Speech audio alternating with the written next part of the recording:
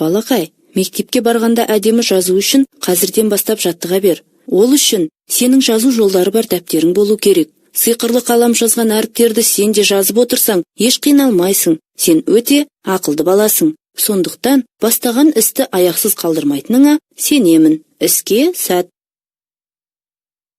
Келесі ғ дыбысы да дауыссыз. Оны дыбыстағанда тамақ арқылы діріл шығады. Мысалы, ғ. Бұл дыбыстан ғарыш, ғимарат және тағы басқа сөздер басталады. Ғарыш, ғимарат,